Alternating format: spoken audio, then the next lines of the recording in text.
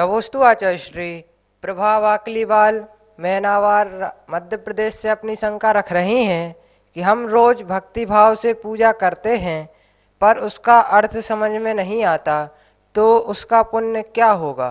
हम सभी लोग जिनेंद्र भगवान की प्रतिदिन भक्ति करते हैं, पूजा पाठ करते हैं।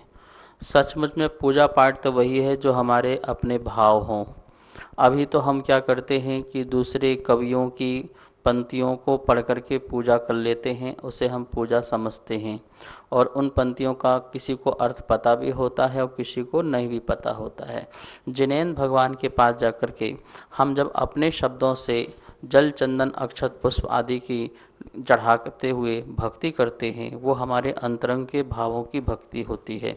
उसका फल जो है वो बहुत ज़्यादा है, उससे असंख्यात कर्मों की निर्जरा है।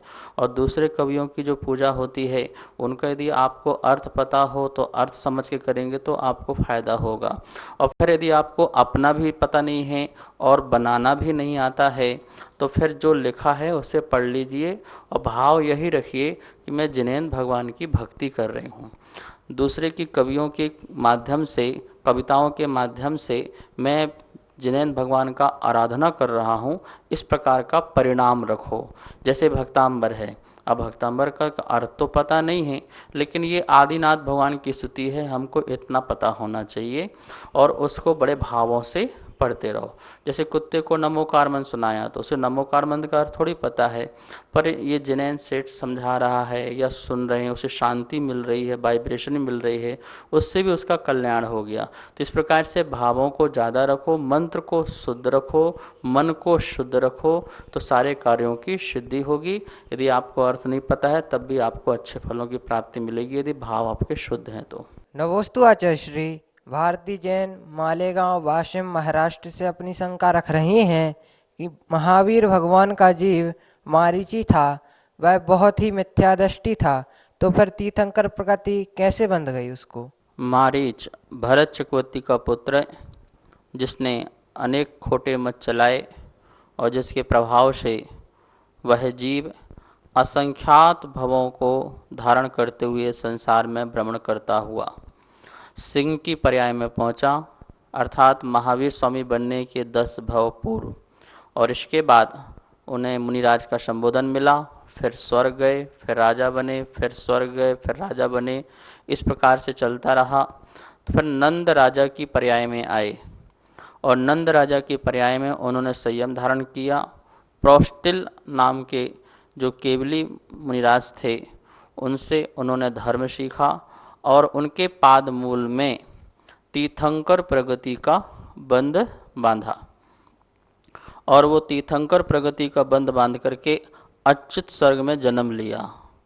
अच्युत सर्ग से आने के बाद वह जीव महावीर स्वामी बने।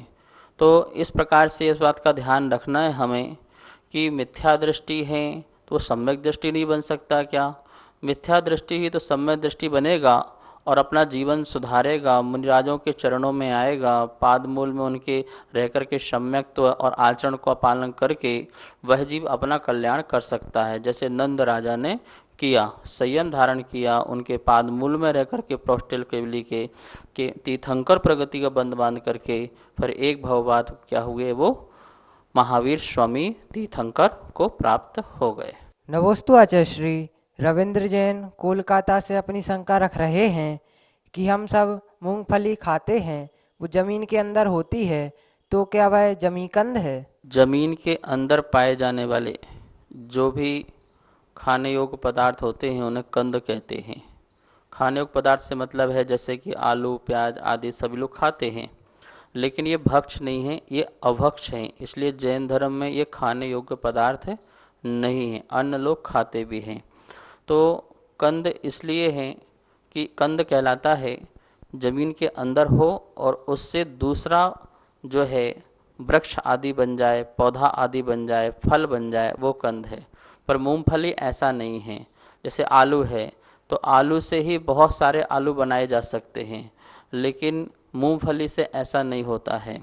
जो कंद बाहर निकलने के बाद धूप आदि अन्न मौसम लगने से सड़ने लग जाए, गलने लग जाए, वो कंद जो है अभक्ष है, उसमें बहुत जीव होते हैं।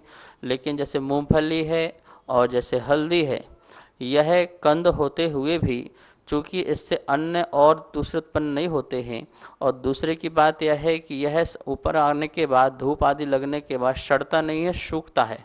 और सूखने के बाद इसमें काष्ठपना आ जाता है, और ये काष्ठपना होने के कारण ये ग्रहण करने योग्य हो जाती है, जीव रहित हो जाती है। लेकिन आलू, प्याज, मूली, गाजर आदि जो है ये सड़ने लगते हैं, और ये जो हैं इनमें काष्ठपना नहीं होता है, इसमें जीव रहते ही रहते हैं। तो अनंत जीव के हिंसा का दोष लगता है। मूंगफली और हल्दी में काष्ठपना आ जाने के कारण उसमें हिंसा का दोष नहीं लगता है। और फिर जो है ये जो मूंगफली है या फिर जो हल्दी है, उसे आप जो है सिर्फ और सिर्फ दवाई की जैसे यूज करते हैं। जैसे आलू, जैसे 1 किलो आलू खा गए, ऐसे नहीं करते हैं, थोड़ा सा चुटकी भर खाते हैं। जैसे हल्दी पिस गई, चुटकी भर उतना डाल दिया, उतना ही यूज होता है। लेकिन इसमें तो बहुत हिंसा होती है गाजर आदि में। और दूसरी बात ये है, इसमें काष्ठपना है, इसलिए हिंसा नहीं भी है। नमोस्तु आचार्य श्री।